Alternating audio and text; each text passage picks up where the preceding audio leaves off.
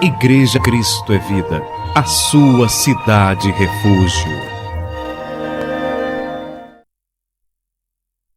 No livro de João, capítulo 8, versículo 31 e 32. E hoje nós iniciamos uma nova série de mensagens, uma nova série de pensamentos que vai, sem dúvida nenhuma, fazer você crescer mais ainda no conhecimento de nosso Senhor e Salvador Jesus Cristo. A série de mensagens que o pastor inicia hoje na igreja tem como tema a soberania de Deus.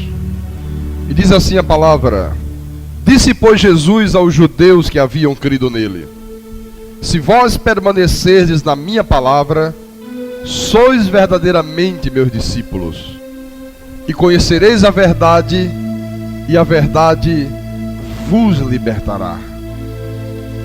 Um pouquinho mais adiante, no capítulo 17, quando o Senhor fez a oração sacerdotal, no versículo 17 ele disse: santifica-os na verdade, a tua palavra é a verdade. Meus amados irmãos, eleitos de Deus, pedras que vivem, você veja como é importante a verdade, né? O Senhor disse: conhecereis a verdade, e a verdade vos libertará.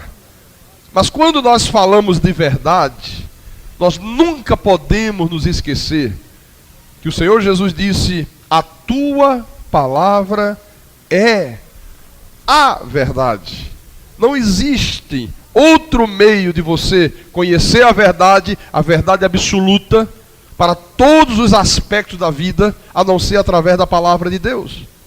Você não vai encontrar a verdade nos livros de filosofias, você não vai encontrar esta verdade que liberta, esta verdade que edifica, esta verdade que capacita você a viver uma vida sobremodo excelente nos livros de geografia, de matemática, de física. Não! Esta verdade aqui, que muda a vida do homem, esta verdade que organiza a vida por inteiro, esta verdade que faz você ser uma pessoa forte, uma pessoa ativa, só é possível de ser conhecida através da mensagem da graça de Deus. A palavra de Deus é a verdade. Diga: a palavra de Deus é a verdade. E aí você compreende, como eu hoje compreendo com olhos iluminados, que quando um pregador, ou quando alguém, qualquer pessoa, se propõe a expor, a explanar a palavra de Deus, há um requisito que é fundamental e que Deus não abre mão dele. Qual é o requisito, pastor? É que a sua palavra, ela seja pregada com verdade. Porque às vezes se prega a palavra com mentira, se distorce, cria-se, né, muitas interpretações humanas. Não, a Bíblia interpreta a própria Bíblia. Não existe essa coisa, não, cada um interpreta ao seu modo. A Bíblia não é para cada um interpretar ao seu modo. A Bíblia já está interpretada.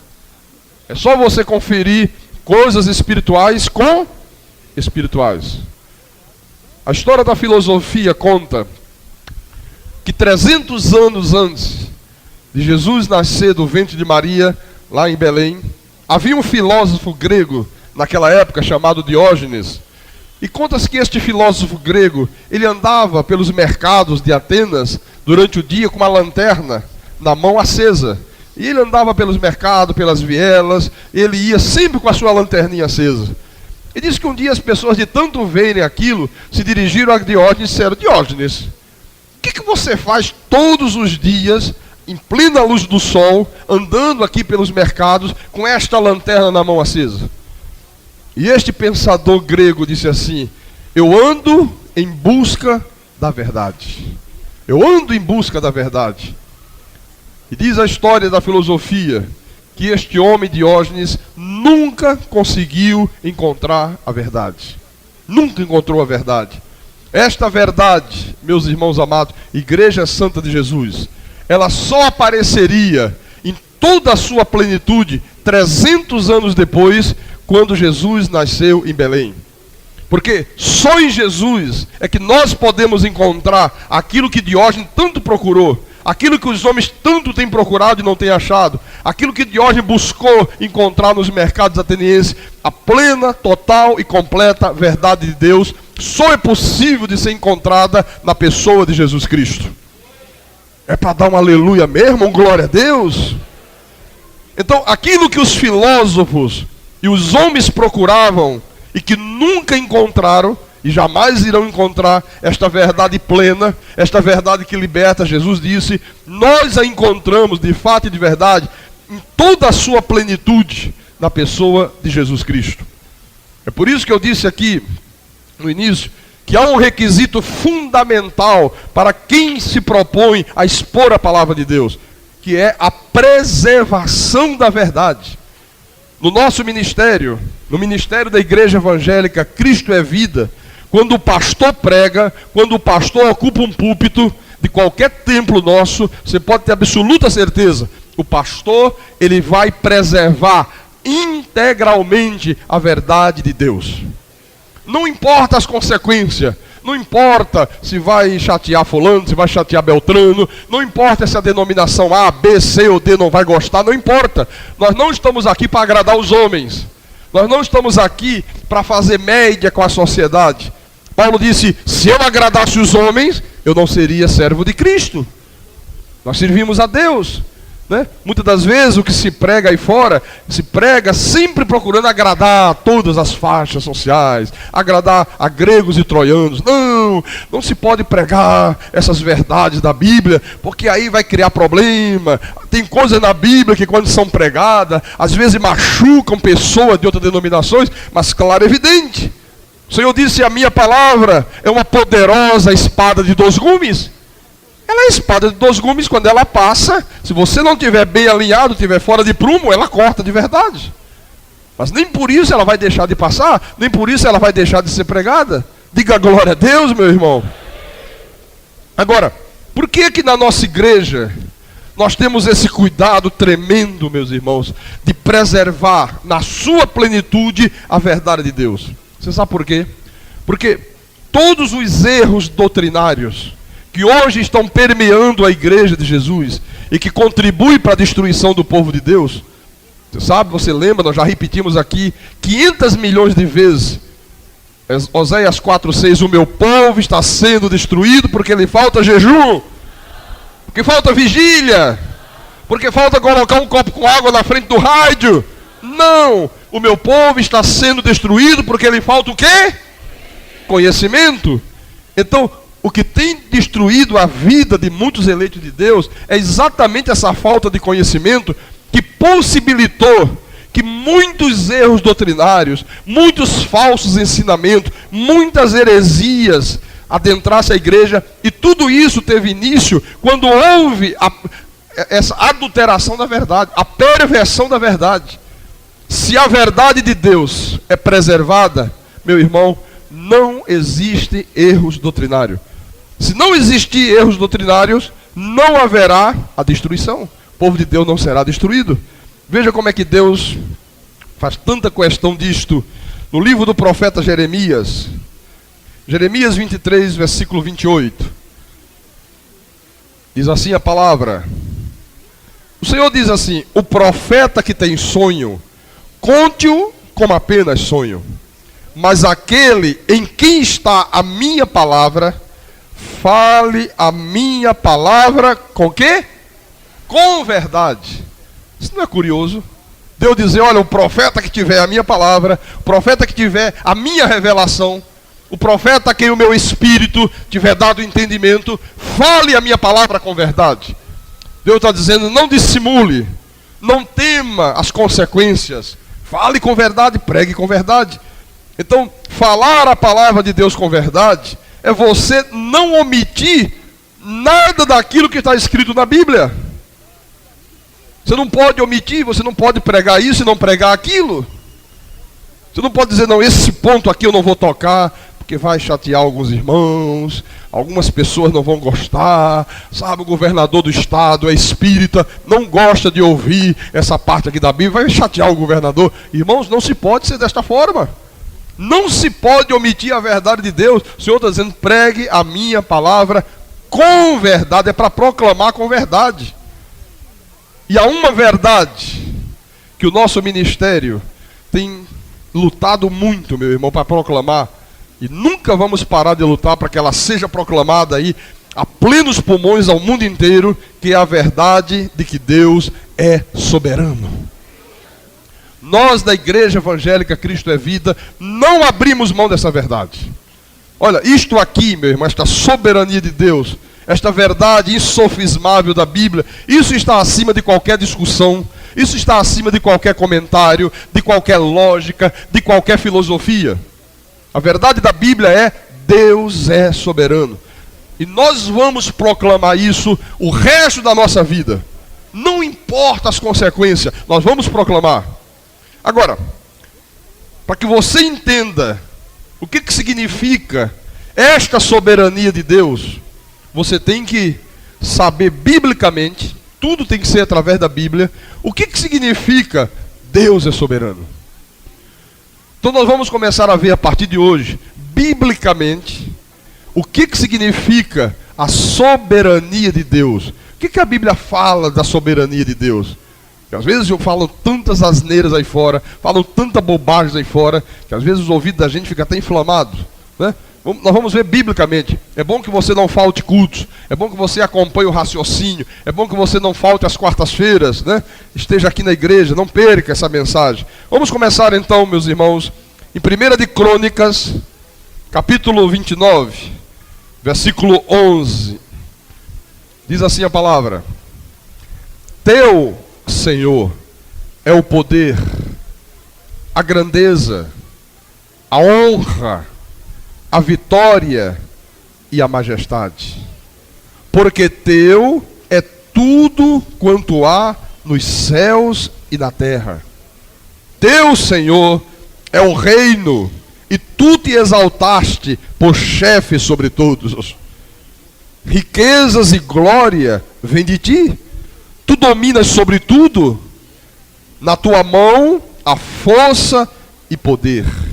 Contigo está o engrandecer e a tudo dá força. Agora, pois, ó nosso Deus, graças te damos e louvamos o teu glorioso nome. Aleluia.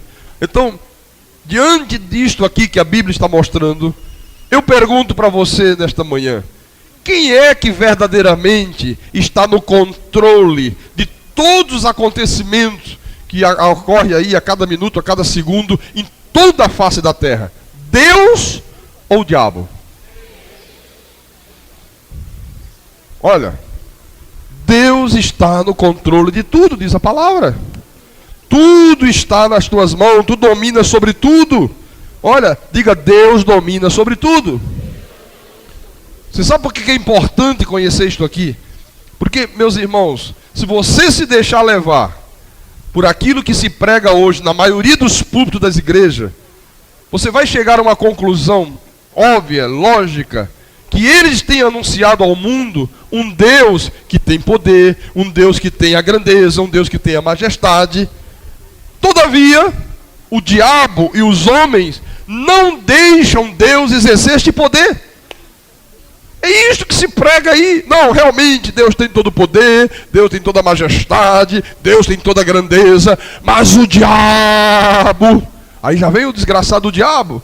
Aí diz que o diabo consegue impedir Deus de exercer tudo isto aqui. Não, Deus tem, mas o homem, se o homem não deixar, se o homem não quiser, se o homem não permitir, pelo conteúdo das mensagens que têm sido pregadas hoje, qualquer pessoa que pense um pouquinho só, que põe um pouquinho a sua mente para funcionar, ela vai obrigatoriamente ter que reconhecer que o que se anuncia hoje aí fora, meu irmão, é que o diabo assumiu o lugar de Deus e Deus está submisso ao diabo. Que Deus se tornou impotente, que Deus fica presinho, amarradinho, porque o diabo frustra os planos de Deus. Na verdade, apresentam ao mundo um Deus que é digno de nossa compaixão, não digno da nossa adoração. Este é o Deus que tem sido apresentado. Mas a partir de hoje, meu irmão amado, nunca mais, escute o que o pastor está falando para você. A partir de hoje, nunca mais na tua vida você vai pôr em dúvida a soberania de Deus.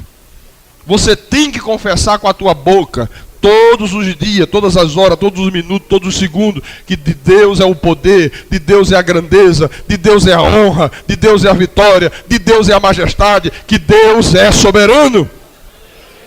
Diga com os teus lábios: Deus domina sobre tudo. Na sua mão está a força e o poder. Com Ele está o engrandecer e a tudo dar força. Diga para o irmão do lado: Deus é soberano, meu irmão.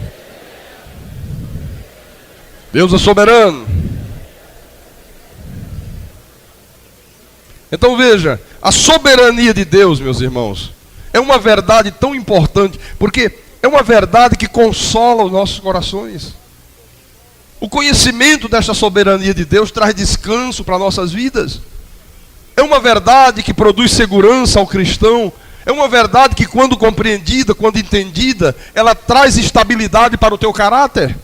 Você passa a ter um caráter instável, né? Não instável, mas estável, absolutamente estável. Agora, se você não compreender que o Senhor Jesus Cristo, o único e soberano Deus, domina sobre tudo, que todo o poder é dele, que tudo está sob o seu mais absoluto controle, você nunca vai ter descanso na sua vida. Nunca vai ter paz. Você vai viver com medo do diabo, você vai viver com medo disso, você vai viver com medo daquilo, você vai viver com medo dos homens, você vai viver com medo da violência, com medo dos assaltos, se você não crê nesta verdade. Mas quando você sabe que a soberania de Deus é absoluta, que esta supremacia de Deus sobre todas as coisas é absolutamente total e completa, aí você sabe que Deus é soberano.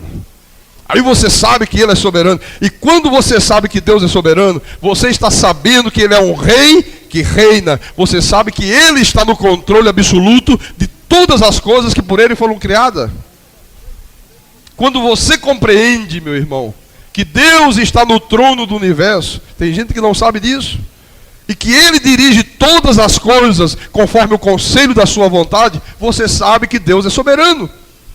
Você está reconhecendo que ninguém, absolutamente ninguém, pode deter a mão de Deus. Ninguém pode deter a mão de Deus. Irmãos, este aqui, que eu estou te mostrando com a Bíblia na mão, é o Deus que te chamou das trevas para a sua maravilhosa luz. Este é o Deus que tem o controle total da tua vida, absoluto da tua vida. Este é o Senhor que a Bíblia diz, Senhor de senhores, Rei de reis. O Deus que reina de verdade, Deus não está lá inativo, Deus está reinando absoluto sobre toda a sua criação. Se você fugir desta verdade aqui da Bíblia, você sabe o que vai acontecer? Você vai acabar enveredando pela estrada lamacenta do ateísmo. Fugiu da soberania de Deus, entrou pela estrada do ateísmo. Passou a entrar no ateísmo. Olha, só há uma alternativa. Ou Deus domina, ou Deus é dominado. Ou Deus governa, ou Deus é governado. Ou Deus cumpre a sua própria vontade, ou Ele é impedido pelas suas criaturas. Não há outra alternativa. Então, se nós cremos, nós da graça de Deus, que Deus é o Altíssimo, que Ele é o El Shaddai, o Todo-Poderoso, o único e soberano Deus, a conclusão lógica, a conclusão definitiva, a conclusão irresistível a que chegamos é que Ele deve ser Deus de fato, meu irmão.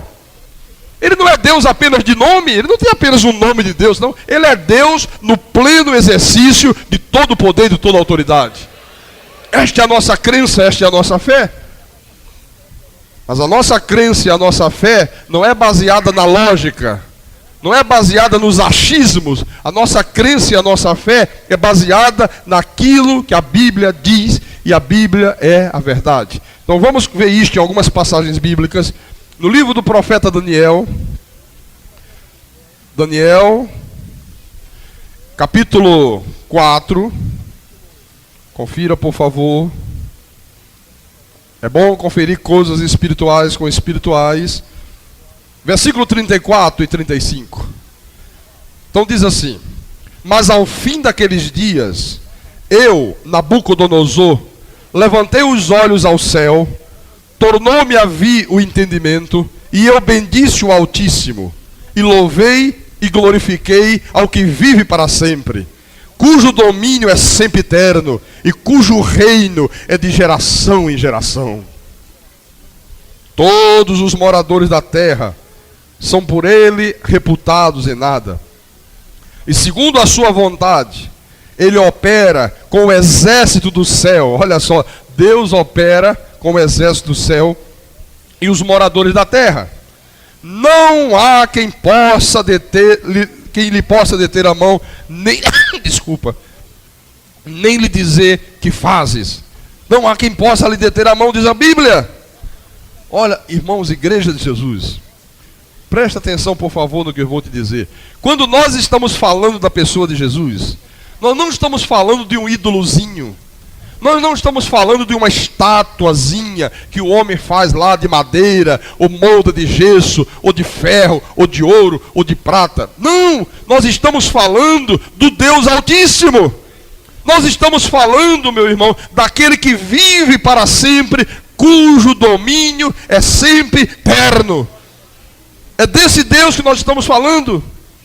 Nós estamos tratando de um Deus que a Bíblia diz opera com o exército do céu, os anjos. Um Deus soberano que não há quem possa deter a sua mão, nem quem possa dizer, que fazes? Esse Deus não tem que dar satisfação a ninguém, ele é o Deus soberano. O povo de Deus não conhece esta verdade, meu irmão. E por não conhecer essa verdade, é que 99% do povo evangélico vive aí aflito, preocupado com as situações que surgem, né? Porque nós vivemos nesse mundo e a cada momento, a cada instante, surgem situações na vida e as pessoas ficam muito preocupadas. O que vai acontecer? O que não vai acontecer? Como é que vai ser amanhã? Como é que não vai ser? Como é que vai deixar de ser? Há muita preocupação, há muita aflição. Você lembra que Jesus disse em certa ocasião, não andeis inquieto por coisa alguma. Jesus estava dizendo, Deus está no controle de tudo. Deus vela pela tua vida. Você sabe o que diz a palavra? Olha em Romanos. Romanos capítulo 8. Veja o que diz a verdade da Bíblia. Romanos 8, 28. Sabemos que todas as coisas, diga todas as coisas, cooperam para o mal. Não, cooperam para quê? Para o bem daqueles que amam a Deus, que aceitam Jesus pelo livre-arbítrio. Não, daqueles que são chamados segundo o seu propósito. Aleluia. Então, você tem que entender de uma vez e para sempre, meus irmãos, que todas as coisas estão sujeitas ao controle absoluto de Deus. Todas as coisas acontecem, meus irmãos, quando a soberana vontade de Deus permite que elas aconteçam. E a Bíblia diz, ninguém pode frustrar o poder de Deus. Então, se todas as coisas cooperam para o nosso bem, se tudo coopera para o bem da nossa vida, olha, meu irmão, nós não podemos viver nesse mundo com temores. Não tema nada, não te angustie, não viva aflito, não fique preocupado com o amanhã, com o depois da manhã, com o que vai ser daqui a um mês, daqui a um ano. Não te preocupe com nada. Nos momentos que surgirem aquelas grandes lutas, mesmo naqueles momentos de aflições, o Senhor disse, no mundo tereis o quê? Jesus nunca disse, você nunca vai ter aflição no mundo. Ele disse, não, no mundo tereis aflições. Mas ele disse, não temas, porque eu venci o mundo. Então, mesmo naqueles momentos aflitivos da vida, meu irmão, creia nisso que está aqui escrito. Tudo coopera para o bem daqueles que amam a Deus. Daqueles que foram chamados segundo o seu propósito, segundo a sua soberana vontade. É por esta razão, meu irmão, que Deus opera com o exército dos céus. Os anjos que a Bíblia diz, o próprio Deus criou para serviço em favor daqueles que hão de herdar a vida eterna. Irmãos, Deus criou legiões de anjos, miríades e miríades de anjos, só para servir você. Para que tudo coopere para o teu bem. Então, a verdade é que a nossa vida, meu irmão, ela está debaixo do controle absoluto de Deus. Está debaixo do controle absoluto. Nada escapa ao controle de Deus. Absolutamente nada. Quem é espiritual, quem vive por fé, crê desta forma aqui. Uma pessoa que vive por fé, ela inclui Deus em tudo da sua vida. Ela sabe perfeitamente que nada pode acontecer na sua vida sem que seja ou Deus fazendo ou Deus permitindo que faça. Esta é a verdade da Bíblia. E quem crê desta forma tem descanso na sua vida. Quem crê desta maneira aqui, ele tem paz. Mesmo nos momentos de tempestade, às vezes o mar da vida, né, se mostra tempestuoso, as ondas ficam bravias, às vezes o vento sopra com fúria, né? Mas mesmo naqueles momentos de grande tempestade, mesmo naqueles momentos de grande turbulência, você se mantém tranquilo, porque você sabe que Deus está no controle de tudo, meu irmão. Você diz, Deus está no controle. Diga, Deus está no controle. Então, a soberania de Deus é você confessar com a tua boca, é você dizer que Deus governa as nações. Diga, Deus governa as nações. Vamos ver isso com palavras da Bíblia. Salmo 115. Vamos ao livro de Salmos. Salmo 115, versículo 3. Diz assim a palavra: no céu está o nosso Deus, e tudo faz como o homem permite que ele faça. É isso que a Bíblia diz? Não. E tudo faz como lhe agrada.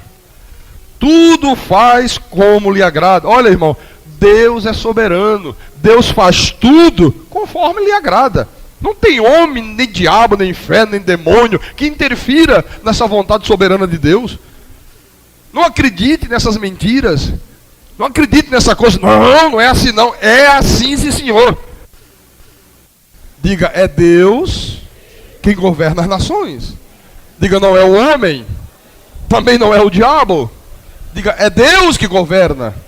Olha, para o mundo, isso aqui que nós estamos vendo na Bíblia é uma coisa incrível. Oh, mas é verdade. É incrível, mas é verdade.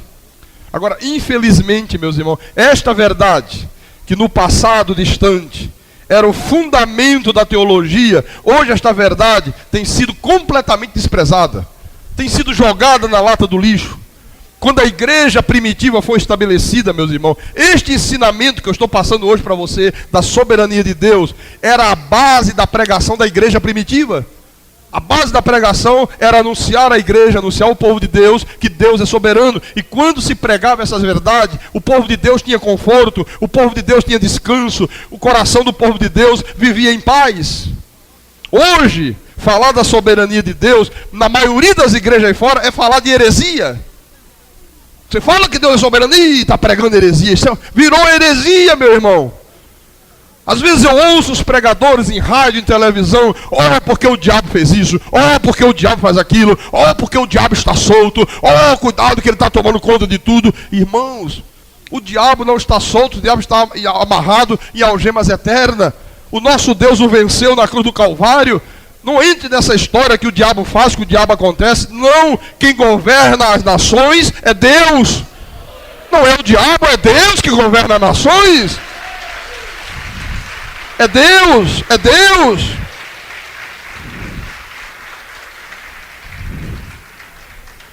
As pessoas gostam muito de dar autoridade ao diabo, porque elas não sabem que Deus é soberano. Elas acham que Deus está aí, coitado, sabe? Coitado de Deus, né? Ele está aí à mercê do diabo. Ele está aí, coitadinho, à mercê da vontade do homem. Não. Este não é o Deus da Bíblia. O Deus da Bíblia, meus irmãos, ele levanta reinos, ele derruba reinos. O Deus da Bíblia, ele governa as nações. Diga para o teu irmão do lado, ele governa as nações. Ele levanta império, ele derruba impérios. Olha, ele faz tudo conforme o conselho da sua vontade. Ele é rei de reis, diga, ele é rei de reis. Diga, ele é senhor de senhores. Pastor, mas isso está na Bíblia? Está, sim, senhor. 1 de Timóteo, capítulo 6, versículo 15. Diz assim a Bíblia: a qual, em suas épocas determinadas, há de ser revelada pelo bendito e único soberano, o Rei dos reis e Senhor dos senhores. Oh, aleluia! O que a Bíblia diz que Deus é? o único soberano, diga o único soberano, o Rei dos Reis, o Senhor de Senhores. Irmãos, este é o Deus da Bíblia. Este é o Deus que a igreja evangélica Cristo é Vida conhece.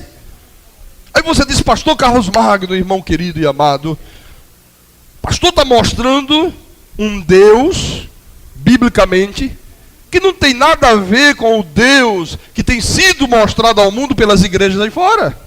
Você sabe por quê, meus irmãos? É que o cristianismo moderno, ele tem apresentado na realidade um Deus que não passa de uma grosseira imitação do Deus verdadeiro. Esse Deus que tem sido anunciado aí fora é um Deus made in Paraguai. É verdade, made in Paraguai, não é o Deus da Bíblia. O Deus que tem sido mostrado na maioria dos púlpitos é um Deus absolutamente impotente. Você vê que apresentam um Deus, um ser frágil, um ser que não inspira confiança, não inspira respeito. Apresentam um Deus que é muito mais digno de compaixão do que de um temor reverencial. Um Deus digno de compaixão, é verdade. Porque quando eu escuto os pregadores dizer, não, o homem é que decide. Quando eu ouço um pastor dizer, irmãos, dê uma chance para Jesus.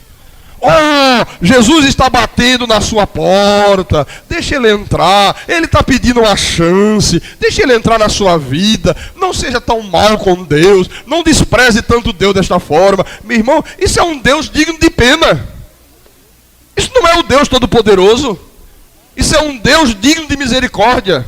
Quando a Bíblia diz que nós fomos salvos pela misericórdia de Deus, meu irmão. Não fomos nós que tivemos misericórdia de Deus. Não fomos nós que tivemos que dar uma chance para Deus. Não fomos nós que tivemos que abrir porta. Foi Ele que arrombou a porta e entrou e disse, você é propriedade minha, rapaz. Acabou.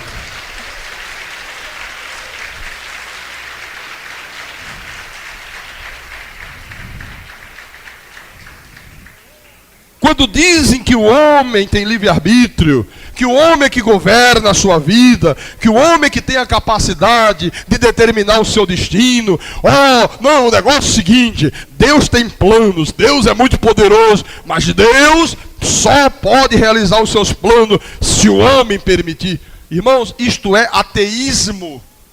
Isto é ateísmo da pior espécie, da pior qualidade. Eu passei 15 anos da minha vida espiritual acreditando que Deus é que tem que respeitar o homem. Foi isso que me ensinaram. Me ensinaram isso. Eu nunca fui à Bíblia conferir. Eu era igual um papagaio, um paurador frívolo. Não, Deus tem que respeitar o homem. Se o homem não quiser ser salvo, Deus não pode salvá-lo. A salvação está na mão do homem. Aí você percebe que o Deus que se tem anunciado ao mundo é um Deus completamente impotente. Se o homem não quiser, Deus não pode nada. Deus fica à mercê do homem, quando a Bíblia diz justamente o contrário, meu irmão. A Bíblia diz o inverso disso, você quer ver só? Vamos lá no livro do profeta Isaías. Isaías capítulo 46, versículo 9 e 10. Diz assim o Espírito do nosso Deus: lembrai-vos das coisas passadas da antiguidade, que eu sou Deus. Você vê, Deus tem que dizer, se lembre que eu sou Deus, rapaz. O povo de Deus parece que esqueceu disso. E ele disse, e não há outro. Os homens tiveram a cara de pau de criar mais dois. Diz, não, tem o Deus Pai, mas tem mais dois igual, são iguaizinhos três, é como a lâmpada fluorescente, sabe? Essa luz, não sei o quê. Ontem eu estava lendo um livro de um falso profeta aí de uma dessas seitas, e ele falando, não, é que é o seguinte, é como a água. Uma está no estado líquido, outra está no estado sólido, outra está no estado gasoso, é a Trindade. Assim são as três pessoas. Você vê quanta barbaridade se passa para o povo de Deus. O Senhor está dizendo, eu sou Deus, e não há outro semelhante a mim.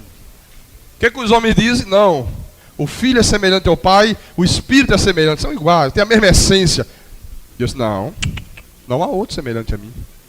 Eu sou o único e soberano que me manifestei ao mundo como pai na criação. Depois eu me manifestei ao mundo como filho. Eu me fiz carne no ventre da Virgem Maria e eu fui chamado de filho. E hoje eu me manifesto ao mundo usando o título de Espírito Santo. Não existe dois, três, não existe, não há outro semelhante a mim. Versículo 10, que desde o princípio anuncio o que há de acontecer, aleluia. E desde a antiguidade, as coisas que ainda não sucederam. Que digo? O meu conselho permanecerá de pé, farei toda a vontade do homem. O que é que ele diz aqui? Farei toda a minha vontade. Aleluia, oh aleluia, glória a Deus, glória a Deus.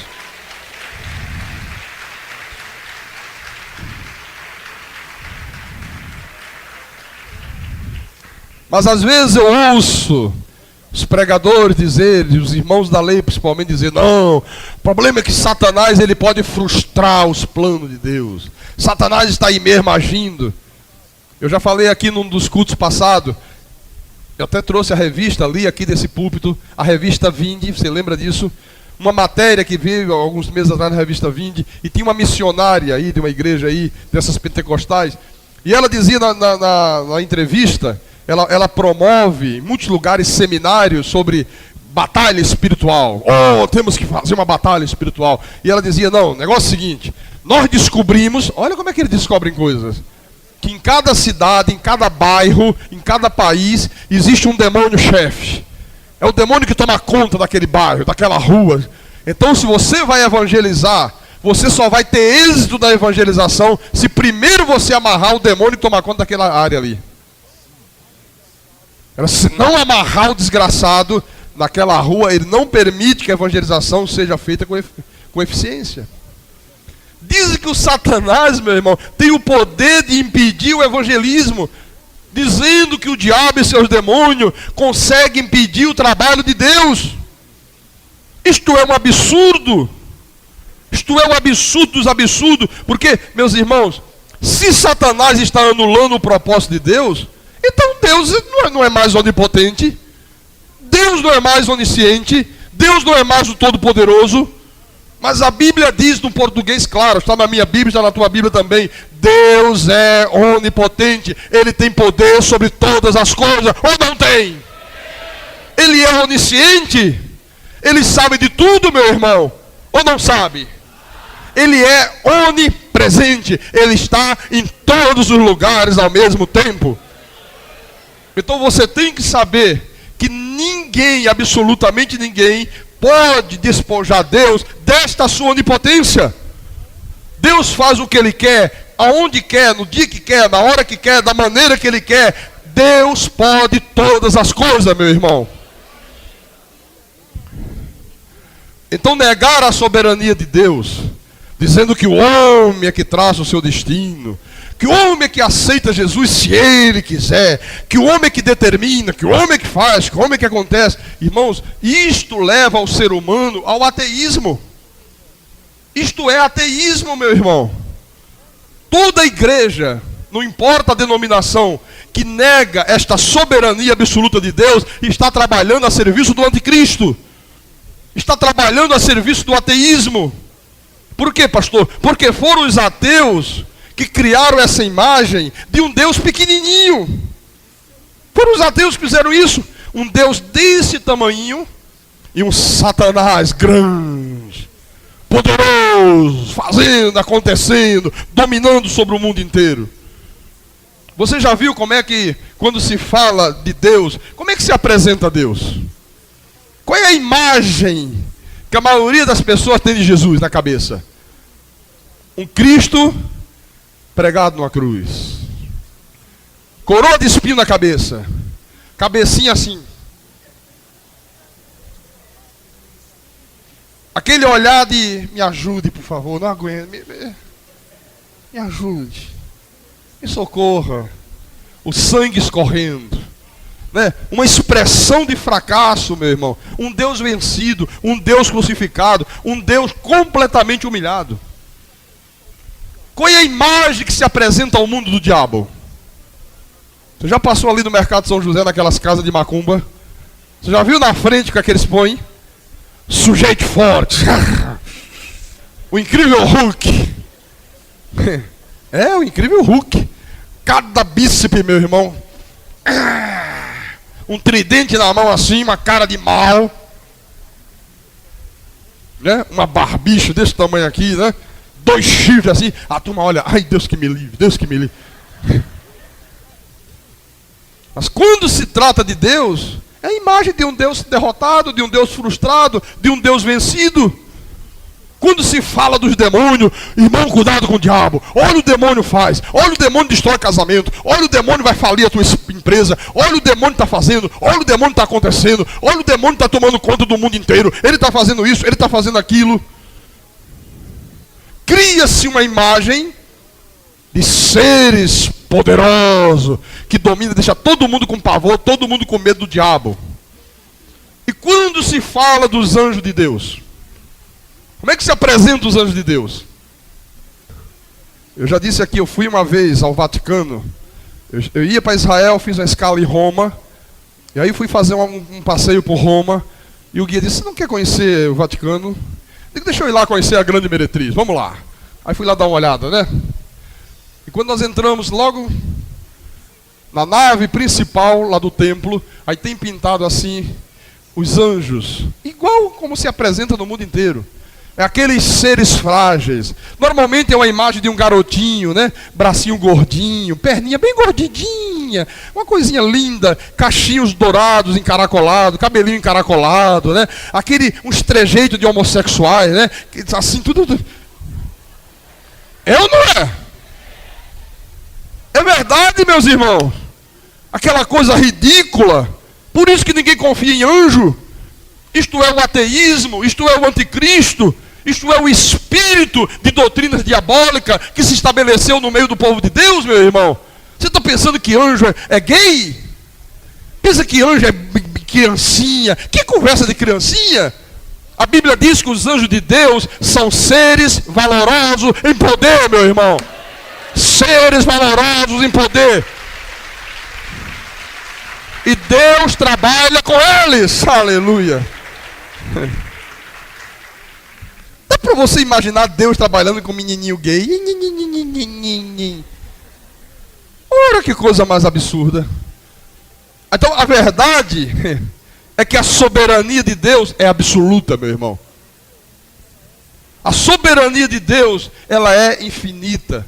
Ela é absoluta e ela é infinita. Se você negar a soberania de Deus, você está se posicionando a favor do ateísmo. Negou a soberania de Deus, é ateu. Você é ateu, pode ter 500 mil Bíblias na mão, você é ateu. É verdade. Salmo 76. Este assunto é empolgante, sabia? Porque esse assunto mostra Deus como Ele verdadeiramente é, meu irmão. Isso dá tranquilidade para a tua vida. Salmo 76, versículo 10. Pois até a ira humana há de louvar-te, e do resíduo das iras te cinges. Fazei votos e pagai-os ao Senhor vosso Deus. Tragam presentes todos os que o rodeiam, aquele que deve ser temido. Quem é que deve ser temido? Deus ou o diabo? É Deus. A quem é que o povo mais teme? Ao diabo. Diabo e algemas eternas, mas o povo continua temendo o diabo, meu irmão. E não teme a Deus. Não se respeita a Deus. Ele quebranta o orgulho dos príncipes. É tremendo aos reis da terra. Diga, Deus é tremendo. Diga, o nosso Deus é tremendo. Aí você diz, pastor Carlos Magno, mas é possível, pastor, um crente ser um ateu? A maioria dos crentes são ateus, meu irmão. A maioria dos crentes, isso é uma denúncia que eu estou fazendo. A maioria dos crentes são ateus. Eles não creem em Deus desta forma aqui. Eles creem num Deus que foi criado pelos homens. Eles creem num Deus que não tem poder para salvar todos os filhos. Um Deus impotente. Um Deus que só atende um filho dele se o filho lamber o pó do chão. Ora, passa a língua no chão, rapaz, senão eu não te atendo, está pensando o quê? Eles creem nesse Deus. Um Deus que, para atender a necessidade de um filho, ele diz: não, você tem que ficar muitos dias apresentando uma fome para mim. Se você não fizer muito jejum, se você não ficar com muita fome, muita dor de cabeça, sabe, muita gastrite por causa da fome, eu não atendo a tua necessidade. Um Deus que exige que os seus filhos esfolhem os joelhos no chão. Oh, você tem que fazer muitas vigílias. Eu gosto de ver você com muito sono, dando cabeçada, sofrendo. Depois de um dia de trabalho, você tem que vir para aqui na sexta-feira e ficar de 11 até 6 da manhã. E quanto mais sofrimento, mais eu gosto, mais eu gosto, mais eu gosto.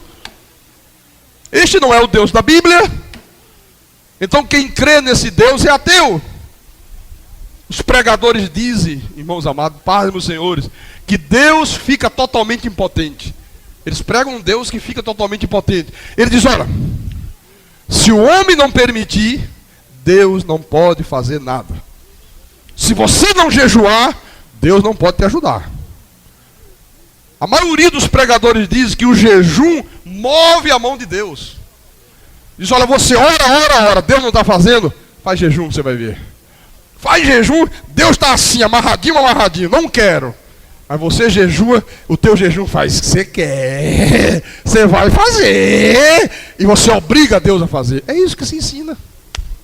Esta é a imagem que o sistema religioso criou de Deus. Não é a imagem que a Bíblia apresenta.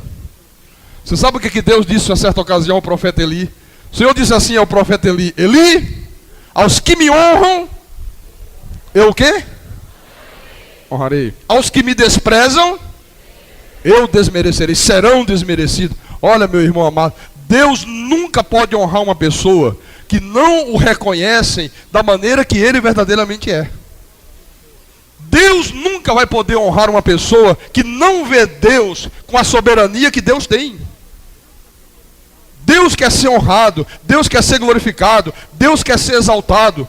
Deus não é um Deus de correntes. Deus não é esse Deus ridículo que o mundo tem apresentado, de enxofre, de óleo, de rosa, de arruda. Não, Ele não é um Deus de pau, Ele não é um Deus de gesso, Ele não é um Deus de metal, Ele não é um Deus de um pedaço de árvore. Ele é o soberano dos reis da terra, diz a Bíblia. Este é que é o Deus da Bíblia. Então, se você não reconhecer Deus desta forma, você não está honrando a Deus. Aí Deus disse: olha, quem me despreza será desmerecido. Se você diz: oh, o diabo pode fazer isso, Deus diz assim: você não está me honrando como Deus soberano. Você está dizendo que a minha vontade não vai se cumprir porque o diabo frustra. Também não vou te honrar, rapaz. Você está me desmerecendo, você também vai ser desmerecido.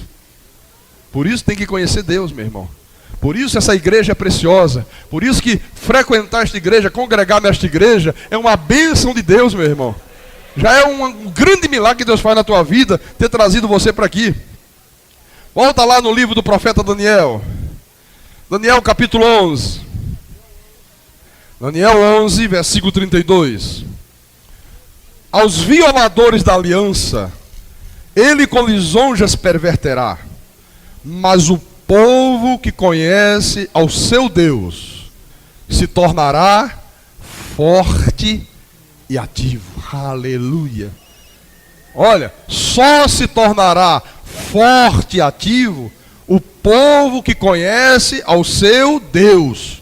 Não é conhecer essa coisa horrorosa que está aí fora, não. Não é conhecer esse Deus vagabundo que os homens criaram, que manda os seus filhos lamber o pó, que manda os seus filhos esfolar o joelho, que manda os seus filhos lutar contra o diabo. Você pensa que Deus é maluco? Você pensa que Deus é débil mental?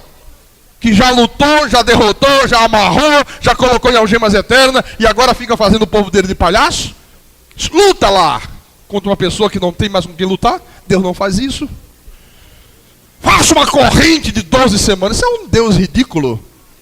Isso é um Deus ridículo. Traga o videocassete. Se você não trouxer R$1.000, eu não vou dar solução para o teu problema. Esse é o Deus que os homens que não conhecem Deus criaram, meu irmão. Isso não é o Deus da Bíblia.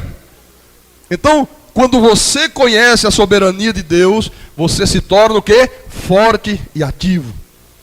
Você passa a ser o melhor marido. Você passa a ser a melhor esposa, você passa a ser o melhor filho, você passa a ser a melhor mãe, você passa a ser o melhor empresário, o melhor funcionário. Olha, quem é forte e ativo, meu irmão, tem sempre uma palavra de fé nos lábios. Todo cristão que é forte e ativo, quando vem as lutas, ele é uma pessoa forte, ele é uma pessoa decidida, ele não é uma pessoa que recua, ele não é uma pessoa que esmorece diante das dificuldades. A Bíblia diz, será forte, se tornará forte e ativo. Só se torna forte e ativo quem conhece ao seu Deus. Não é conhecer esse Deusinho que está aí implorando a misericórdia dos homens. Me aceite. Dá para você me aceitar, por favor? Me dê uma chance de eu entrar na tua vida.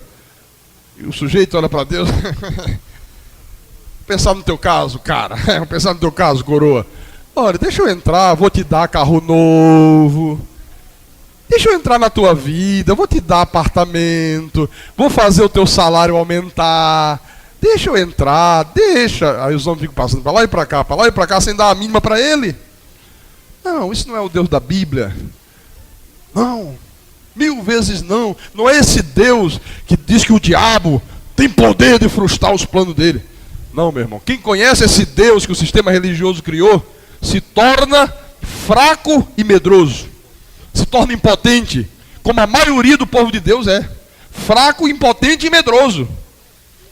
Agora, quando você conhece Deus, quando você sabe que Deus está no controle absoluto de todas as coisas, quando você tem uma convicção firmada no teu coração de que todas as coisas cooperam para o bem daqueles que amam a Deus. Olha, meu irmão, eu vou te dizer uma coisa, até uma aparente derrota, até um aparente fracasso, olha, quando chega lá na frente, você descobre que aquilo se transformou num grande bem para a tua vida, em nome de Jesus. Pastor, até um aparente fracasso, é verdade. Eu vou te mostrar isso para a gente terminar a mensagem de hoje. Gênesis, capítulo 37. O povo de Deus não crê nisso, você sabia? Tem gente na primeira tempestade sai de igreja, não quer mais saber de igreja, não crê mais em Deus, e já fica se resmungando, como é possível? E eu estava na igreja, e aconteceu isso, e aconteceu aquilo, eu não creio mais em Deus. Nós tínhamos um irmão que congregava aqui na igreja, sumiu da igreja. Oh, que pena. E o homem era até uma pessoa muito animada, né? Mas o problema não é só ser animado, tem que crer de verdade. Eu disse, o homem chegou aqui aflito, desesperado, né? Ele veio de uma dessas igrejas aí de corrente também. E entrou no meu gabinete desesperado. Pastor, me ajude. Pastor, me ajude. Olha, aconteceu uma tragédia. Mas essa, eu não estou exagerando, não. Foi exatamente assim. Aconteceu uma tragédia, pastor. E eu fiquei até assim, né? Eu digo, o que foi isso? Não, o senhor não pode imaginar, pastor. E ele andava assim no meu gabinete. O senhor não pode imaginar, pastor. Olha, uma coisa, não tenho nem como é que dizer ao senhor. Ai, pastor, eu estou muito nervoso, pastor. Me ajuda. Eu digo, calma, meu irmão. Calma. Eu digo, bem, nessas alturas... Morreu a família, morreu a mulher, morreu os filhos. Uma tragédia, deve ter gente morta por tudo quanto é lugar. Calma, calma, meu irmão, senta aqui. Calma, calma, meu irmão. O que aconteceu, meu irmão? Pastor, minha mulher disse que não vem mais para a igreja. Minha mulher disse que não crê mais em Deus, pastor. Desistiu de crer em Deus. Eu digo, mas o que aconteceu, pastor? Meu irmão, o que aconteceu, meu irmão? Sabe o que foi, pastor? Eu dei um computador de presente à minha filha, sabe, pastor? Custou R$1.000 o computador, pastor. Uma coisa impressionante, pastor. Ainda estou pagando o computador, R$1.000, sabe, pastor? E aí deu um probleminha na tomada, aí nós deixamos num técnico que tem perto lá de casa para ele trocar a tomada. Pastor, não é que nesse final de semana o homem era um malfeitor, estava muitos anos trabalhando naquele bairro e de repente pegou os equipamentos de som de todo mundo que tinha lá para consertar e foi embora. Levou o computador, pastor. Minha mulher disse que não crê mais em Deus. Paz, meus senhores, mas é verdade. Eu digo, meu irmão, por causa disso, pastor, me ajude, me arranje R$1.000 para comprar um computador. Se eu chegar amanhã com o computador, ela volta a crer em Deus. Eu digo, meu irmão, primeiro que eu não tenho. Nós estamos batalhando aí, meu irmão, para dinheiro para as despesas da igreja. Segundo, se eu tivesse, não dava. Por causa da tua incredulidade, da tua... Não, não sou eu, é ela. Ok. A verdade é que ainda ficou ouvindo os 2 cultos, depois sumiu também. Você vê a que ponto chega a atitude das pessoas para com Deus? Olha o que eu vou te mostrar na Bíblia. Gênesis 37. é a história de José.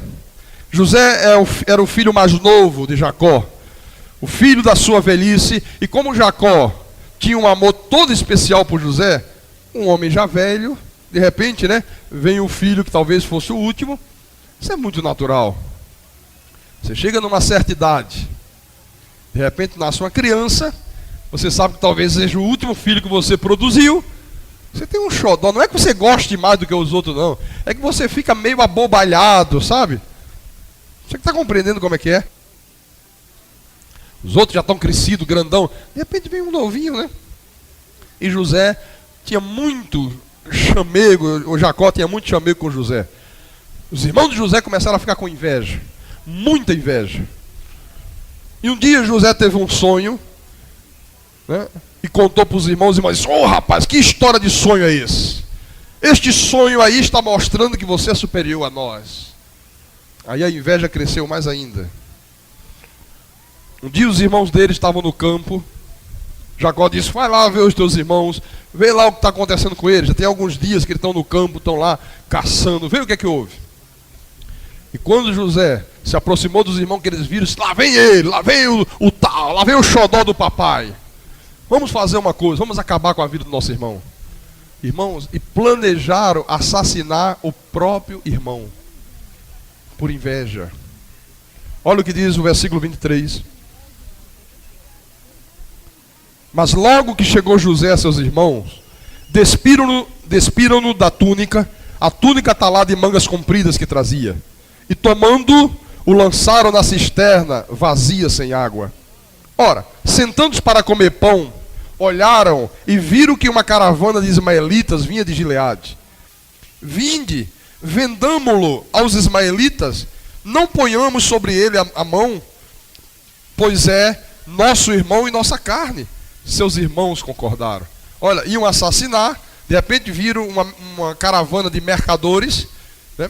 Faziam um comércio, andavam naquela época por todos os lugares. Disseram: vamos fazer o seguinte, em vez da gente botar a mão sobre o nosso irmão, assassinar o nosso irmão, derramar o sangue do nosso irmão, vamos vendê-lo como escravo. Aí levam ele embora, acabou o problema. E passando os mercadores midianitas, os irmãos de José o alçaram e o tiraram da cisterna, e o venderam por 20 ciclos de prata aos ismaelitas. Estes levaram José ao Egito. Veja, José foi vendido pelos próprios irmãos. Você já imaginou você no lugar de José? Você já imaginou você ser vendido pelos teus próprios irmãos? Foi vendido, foi levado para um outro país, um país estranho, foi levado ao Egito. Quando chegou no Egito, José foi vendido a Potifar, que era o oficial de Faraó. No capítulo 39, versículo 1, você vê isto. Então diz assim: José foi levado ao Egito, e Potifar, oficial de Faraó, comandante da guarda egípcio, comprou dos ismaelitas que tinham levado para lá. Agora já foi vendido para outra pessoa. Passou a ser proprietário de um ímpio. Mas o versículo 2 diz: o Senhor era com José. Olha, meu irmão, em qualquer circunstância da vida, tu tens que crer que o Senhor é contigo, meu irmão. Deus não te abandona, Deus está contigo para sempre. Por isso que a Bíblia diz: tudo coopera para o bem daqueles que amam a Deus. O Senhor era com José, que veio a ser homem próspero, e estava na casa de seu senhor egípcio. Vendo Potifar que o Senhor era com ele, e que tudo que ele fazia, o Senhor prosperava em suas mãos, logrou José mercê perante ele, a quem servia. E ele o pôs por mordomo de sua casa, e lhe passou às mãos tudo que tinha. E desde que o fizera mordomo de sua casa, e sobre tudo que tinha, o Senhor abençoou a casa do egípcio, por amor de José. A bênção do Senhor estava sobre tudo que tinha, tanto em casa como no campo. Olha, o Senhor era com José. E quando aquele ímpio viu que tudo que José colocava as mãos prosperava, tudo que José fazia dava certo, ele disse: olha, rapaz, vem cá, você vai se tornar um mordomo da minha casa. Tudo que é meu pertence a você. Tudo que eu tenho, eu estou entregando em tuas mãos. Você vai administrar tudo. José se tornou uma pessoa importante na casa deste homem. Mas tinha sido vendido como escravo pelos irmãos. Estava num país distante. Eu conheço muita gente aí que tem Bíblia debaixo do braço, que diz que tem muita fé. Se tivesse no lugar de José, já estava frequentando macumba. Já diria logo, como é que pode? Eu estou dentro da igreja, eu tenho Bíblia, e Deus permite isso. Não quero mais saber de Deus, agora eu quero saber do diabo. Ia para macumba, vou fazer logo uma corrente agora para valer. Agora eu vou usar enxofre mesmo. Esse homem manteve-se fiel a Deus, confiante em Deus. Um dia, a mulher de Potifar viu que não tinha ninguém em casa, todo mundo tinha saído, todos os outros empregados, o marido dela tinha viajado. E esta mulher, que era uma prostituta, que era uma mulher devassa, ela se aproxima de José e desejou ter um caso amoroso com José. Veja o que diz isso no versículo 11. Sucedeu que certo dia veio ele à casa para atender os egípcios, para atender aos negócios, e ninguém dos da casa se achava presente. Então ela o pegou pelas vestes e lhe disse, olha, pegou José pela roupa, deita-te comigo. Ele, porém, deixando as vestes nas mãos dela, saiu fugindo para fora. Vendo ela que ele fugira para fora, mas havia deixado as vestes nas mãos dela, chamou pelos homens de sua casa e lhe disse, vede, trouxe-nos meus maridos, este hebreu, para insultar-nos, veio até mim para se deitar comigo, mas eu gritei em alta voz, ouvindo ele que eu levantava a voz e gritava, deixou as vestes ao meu lado e saiu fugindo para fora. Olha que mulher cascavel violenta, né? Será que o nome dela é... esquece. Vocês pensarem que... Ele disse, será que o nome dela é serpente? Vocês pensaram em que nome? Gente, não é o que eu estou pensando. Hã? Você pensou em 3 nomes logo, irmão? 3 letras? Não sei. Bom, a mulher desejou se prostituir com José. Você sabe quando uma mulher é devassa e ela quer a qualquer custo satisfazer os desejos dela, se um homem rejeita, a mulher vira fera. A mulher fica enlouquecida, a mulher fica transtornada, né? E esta mulher, quando José disse, não vou fazer isso, eu temo a Deus, eu respeito teu marido me confiou todos os bens, ele disse que tudo que é dele, eu domino, menos você, só não posso tocar em você, e eu temo ao Deus, o Deus Altíssimo, o Deus Todo-Poderoso. E aí se desvencilhou da mulher, e ela fez força, e José fez força de lá, até que conseguiu sair, mas ela ficou com o blusão de José nas mãos. E aí, revoltada, começou a gritar, socorro, socorro, quando a turma veio, disse, olha, meu marido trouxe esse hebreu para dentro de casa, olha o que esse homem fez, tentou me pegar à força, e tentou me estrupar, lançou uma calúnia violenta sobre José. Quando Potifar chegou que soube, disse, não quero nem saber de história, quero nem ouvir você, rapaz, vai para a prisão. Mandou José para o fundo de um cárcere. José ficou 2 anos preso, injustamente. Mas a Bíblia diz o quê? Tudo coopera para o bem daqueles que amam a Deus. Deus tem os planos dele, Deus tem os métodos dele, meu irmão. Tudo coopera. Você sabe que de vez em quando passar por um sofrimentozinho faz um bem danado a muita gente? Quebranta às vezes o orgulho do homem. Às vezes eu era um homem muito prepotente, eu era muito senhor de si, sabe? Deus permitiu que eu passasse por alguns sofrimentos na vida para eu poder baixar a minha bola. Porque eu era muito eu. Deus disse, não, sou eu, não é você, não. Vou parar. Até que eu me rendi a Deus por inteiro. Tudo coopera para o bem. Ficou 12 meses, havia lá na prisão o copeiro-chefe de Faraó e o padeiro-chefe. E um dia esses homens tiveram um sonho na prisão, e José, por um dom de Deus, uma sabedoria divina, interpretou o sonho daqueles homens. Disse, olha, com você vai acontecer isso, com você vai acontecer aquilo. Isso era um plano de Deus. Esses homens cumpriram a pena, foram soltos, e aquilo que José havia profetizado aconteceu. E quando eles saíram, José disse, olha, por favor, não se esqueçam de mim, eu estou aqui injustamente, lembre-se de mim. Saíram, meus irmãos. Passaram 2 anos depois que eles saíram, e a Bíblia diz que nenhum deles se lembrou de José. Mas aí um dia, cumpre-se a palavra, tudo coopera para o bem daqueles que amam a Deus. Um dia, Faraó, rei do Egito, teve um sonho. Faraó sonhou que via saindo do rio 7 vacas gordas. E depois saíam 7 vacas magras. E as vacas magras devoravam as vacas gordas. Um dia ele viu, sonhou, que haviam 7 espigas de milho robustas, bonitas. E também 7 espigas de milho mirradas. E as 7 espigas mirradas que devoravam as espigas gordas. E ele disse, ai meu Deus, o que é isso? Que sonho é? Olha, por favor, não venha amanhã me perguntar, pastor, sonhei com banana. Não sei o que é banana, meu irmão. Pelo amor de Deus, isso aí era uma coisa específica com José. Senão daqui a pouco cria-se uma doutrina de sonhos. Então daqui a pouco, eu sonhei com isso, eu sonho todo dia, não quero nem saber o que é. Quando o sonho é um sonho de Deus, então Deus manda especificamente, ponto. Isso aqui foi um caso específico com José, né? Não tem doutrina de sonhos na Bíblia, não. Porque senão começa amanhã, pastor, eu sonhei com uma barata voadora. Barata voadora? Pelo amor de Deus. Então, isso aqui era um sonho profético.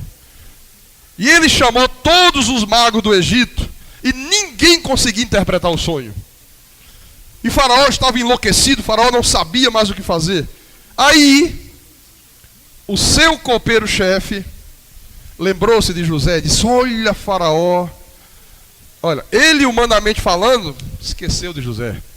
Não teve a mínima gratidão por José. Irmãos, os homens podem esquecer de você, Deus jamais esquece de você. Esqueceu por inteiro. Deus criou a situação e disse, olha rapaz, agora você vai lembrar dele. Lembra dele lá. Aí disse, Faraó, dá licença. Já vi que o irmão chamou aí todos os pais de santo, todas as mães de santo, chamou os pastores de libertação, chamou a turma das correntes, chamou as profetisas mentirosas, eis que o Senhor disse, e ninguém conseguiu falar a verdade. Mas tem um homem lá, no fundo do cárcere, que eu tive um sonho uma vez, este homem falou a verdade. O que este homem falou, aconteceu. Faraó disse, é verdade, manda chamar José. Chama José aqui. Trouxeram José da presença de Faraó. O homem se barbeou todo, se ajeitou lá no cárcere, tomou um banho. Estava 2 anos, imagina como é que devia estar o pobre coitado, né? Ia se apresentar diante da maior autoridade do Egito, né? Ele foi, e quando chegou lá, qual o problema, Faraó? Esse negócio é o seguinte, rapaz. Eu ouvi dizer que você interpretou um sonho lá na prisão, isso é verdade. Mas eu tive um sonho aqui que ninguém conseguiu entender. Ninguém conseguiu me dar uma palavra de verdade. Ninguém trouxe uma palavra de segurança. Contei para um, disseram, vai fazer uma corrente de 12 sextas-feiras para o diabo sair. Eu fui e não resolveu.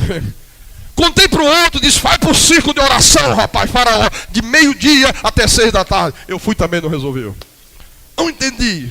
Mandaram colocar um copo com água. Outros disseram que eu tenho que ficar de joelho aqui até o joelho sangrar. Não é possível uma coisa dessa. É isto, é Deus, José. Eu disse, calma. Me conta o sonho, ele contou.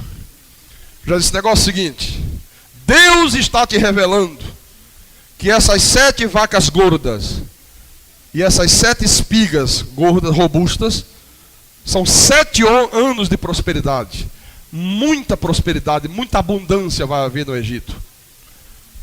As 7 vacas magras e as 7 espigas mirradas são também 7 anos de profunda escassez, de muita fome. Então Deus está dizendo que nesses 7 anos de muita abundância, você tem que administrar o teu país, você tem que poupar, você tem que guardar em celeiro, você tem que estar prevenido para quando os 7 anos de crise vier, você não sofra com esses 7 anos de crise. Ah, se o povo de Deus tivesse essa sabedoria, hein? E sempre tivesse os seus celeiros cheios. O povo de Deus não ganha hoje, quer gastar o que ganhou hoje, o que não ganhou ainda, já por conta. Pastor, já estou gastando pela fé, graças a Deus. Pastor, Deus me deu um emprego, vou ganhar R$1.000, pastor. Olha, R$1.000, sabe? Já fui logo na loja, já fiz um crédito lá de 5.000, sabe? Eu já fui lá na autorizada, já comprei um carro. Irmão, vai ganhar 1.000 por mês, já está gastando 100. Aí daqui a pouco, toma o carro, toma tudo que comprou, suja o nome do SPC, toma o cartão de crédito, toma o cheque. Não tem sabedoria.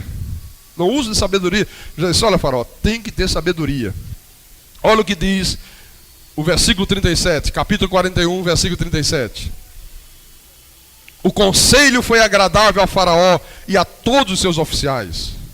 Disse Faraó aos seus oficiais, acharíamos porventura homem como este, em quem há o Espírito de Deus. Oh, glória a Deus! Olha, todo homem em quem há o Espírito de Deus, ele tem sempre uma palavra de sabedoria. Ele tem sempre uma palavra que traz conforto. Ele tem sempre uma palavra que traz descanso, que traz paz para o teu coração, meu irmão. Depois disse Faraó a José: visto que Deus te fez saber tudo isto, olha, é Deus que faz saber tudo isto. É Deus que faz você saber da tua preexistência, da tua predestinação. É Deus que faz você saber que Ele é soberano, que não é o diabo, que Ele é o rei das nações. Ninguém há tão ajuizado e sábio como tu. Administrarás a minha casa e a tua palavra obedecerá todo o meu povo. Somente no trono eu serei maior do que tu. Disse mais Faraó a José: vês que te faço autoridade sobre toda a terra do Egito. Então tirou Faraó o seu anel de sinete da mão e os pôs na mão de José. Fê-lo vestir roupas de linho fino e lhe pôs ao pescoço um colar de ouro. E fê-lo subir ao seu segundo carro e clamavam diante dele: inclinai-vos. Deste modo o constituiu sobre toda a terra do Egito. O homem que saiu de uma situação de ser vendido como escravo pelos irmãos, bate na mão de Potifar, é vítima de uma calúnia, vai para o fundo de uma prisão, e de repente Deus põe este homem como governador do Egito, a maior autoridade do Egito. Enquanto José foi governador do Egito, o Egito prosperou mais do que qualquer nação da terra. Teve prosperidade e abundância. Vieram os 7 anos de crise e a família de José, que estava lá em Canaã, começou a sofrer as consequências.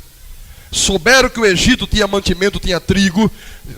Jacó disse: olha, vai lá com teus irmãos e compra trigo lá no Egito. Foram, chegaram no Egito, compraram trigo, levaram.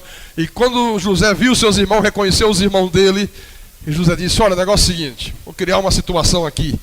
Ele queria trazer o pai dele para o Egito, né? Então José disse: olha, pega aqui esse caneco de prata, vai lá no saco de trigo que eles estão levando, põe lá dentro escondido. Colocaram. Quando eles saírem na estrada, chega lá, dá uma geral, diz: pegamos vocês roubando o caneco. Aí trouxeram os irmãos: não, mas nós não pegamos nada. Pegou, está aqui o caneco. Não, mas nós não somos ladrões, nós não somos isso. O negócio é o seguinte: você vai trazer o pai de vocês aqui, deixa esse teu irmão mais novo. Mas se a gente deixar o nosso irmão mais novo, nosso pai vai morrer de desgosto, vai morrer nada. Deixa ele aqui, só vou liberar quando o vosso pai vier. Eles tiveram que obedecer a ordem, foram, trouxeram Jacó, e quando estavam todos diante de José, olha o que eu vou mostrar para você agora. Gênesis, capítulo 45. Quando está toda a família diante de José, José com aquelas roupas egípcias, né? Aqueles turbantes, aquelas coisas, eles não reconheceram que era o irmão. Já haviam se passado muitos anos. A aparência física muda com o tempo. E eles não reconheciam que era o irmão que eles tinham vendido, que eles tinham repudiado, que eles tinham maltratado. Então no versículo 1 diz: então José, não se podendo conter diante de todos que estavam com ele, bradou: fazei sair a todos da minha presença. E ninguém ficou com ele quando José se deu a conhecer a seus irmãos. José mandou sair todo mundo da sala: sai todo mundo, deixa só eles aqui. E levantou a voz em choro. José começou a chorar compulsivamente, emocionado. Que coisa impressionante, essa história é maravilhosa, meu irmão. José começou a chorar igual uma criança desmamada, de maneira que os egípcios ouviam, e também a casa de Faraó. A turma ouviu: o que está acontecendo com José? Como o homem está chorando. Veja como ele chora compulsivamente. Veja como ele soluça. E disse a seus irmãos: eu sou José. A turma: eu sou José? Vive ainda meu pai? E seus irmãos não lhe puderam responder, porque ficaram atemorizados perante ele, ficaram com medo. Disse José a seus irmãos: agora chegai-vos a mim. E chegaram-se. Então disse: eu sou José, vosso irmão, a quem vendestes para o Egito. Agora, pois, não vos entristeçais, nem vos irritei contra vós mesmo, por me haverdes vendido para aqui. Porque, para a conservação da vida, Deus me enviou diante de vós. Aleluia. Que coisa. José disse: olha, não fique triste, não fique com medo. Foi para a conservação da vida que Deus permitiu tudo isso. Deus permitiu para que eu chegasse na posição que eu estou, porque já houve 2 anos de fome na terra e ainda restam 5 anos em que não haverá lavoura nem colheita. Deus me enviou adiante de vós para conservar vossa sucessão na terra e para vos preservar a vida por um grande livramento. Assim, não fostes vós que me enviaste para cá, e sim Deus, que me pôs por pai de Faraó e senhor de toda a sua casa, e como governador de toda a terra do Egito. Apressai-vos, subi a meu pai e dizei-lhe, assim manda dizer teu filho José, Deus me pôs por Senhor. Olha, tudo era Deus me pôs, Deus fez, Deus permitiu, Deus me conduziu, Deus me trouxe até esta posição. Deus me pôs por Senhor em toda a terra do Egito. Desce a mim, não te demores. Eles voltaram, trouxeram o pai, trouxeram os irmãos, veio todo mundo, entrou a família inteira no Egito. E ali no Egito, a descendência de Abraão, meu irmão, foi livrada da fome que assolava toda a terra, tornou-se um povo gigantesco e depois saiu para tomar posse de Canaã. Tudo coopera para o bem daqueles que amam a Deus. Tudo coopera para o bem daqueles que amam a Deus.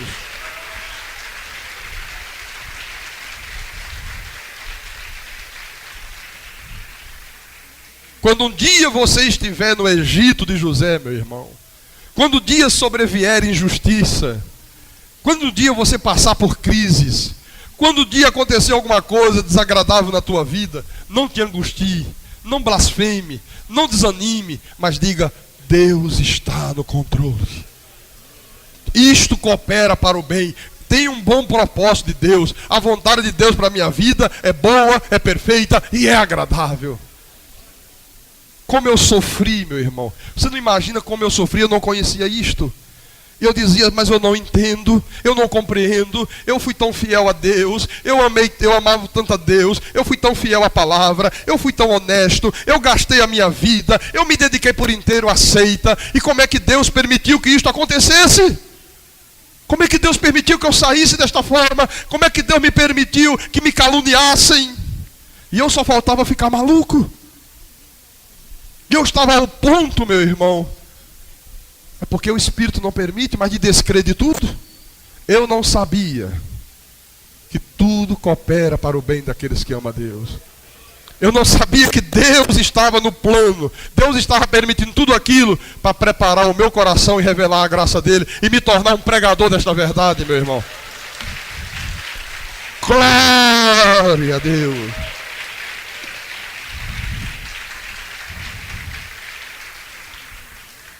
Então creia que a tua vida está no controle de Deus. Está no controle de Deus, meu irmão. Creia, tenha segurança, tenha confiança, não te desanime, não fique aflito, não tema o teu futuro, não te preocupe com o amanhã. Na hora que vierem as crises, fica tranquilo. Na hora que os inimigos se levantarem, fica tranquilo. Deus é contigo, meu irmão, Deus é contigo. A tua vida está no controle de Deus. Tudo coopera para o bem daqueles que amam a Deus. Tem coisas boas de Deus nisso aí, em nome de Jesus. Tem coisas boas. Às vezes no primeiro momento você não entende. Às vezes no primeiro instante você quer ficar impaciente. Às vezes é uma crise financeira. Às vezes vem dificuldades e você fica aflito. E você quer a solução do dia para a noite. Pastor, porque... Irmãos, tudo coopera para o bem daqueles que amam a Deus. Eu só fui dar valor às coisas espirituais como eu dou hoje quando Deus me permitiu ir lá para o fundo do poço. Deus fez eu fechar a loja. Deus fez eu ficar 7 meses com a luz cortada.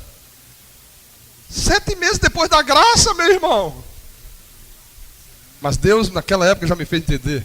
Meu pai vinha, meu pai disse, eu não entendo. Eu no seu lugar, eu já tinha dado um tiro na cabeça. Eu digo, pois aí eu estou alegre para burro. Mas como é que você fica alegre? Eu digo, porque Deus está me treinando, Deus está me ensinando a dar valor às coisas espirituais. Eu fui um homem educado a dar valor às coisas materiais. Deus agora está me doutrinando, Deus está me preparando, Deus está me moldando, Deus está me lapidando. Hoje eu sei, meu irmão, dar valor às coisas espirituais. Hoje eu sei o valor que tem as coisas espirituais. Tudo coopera para o bem, creia nisso, acredite nisso. Deus é soberano. Quem tem ouvidos para ouvir, ouça o que o Espírito disse à igreja nessa manhã, em nome de Jesus.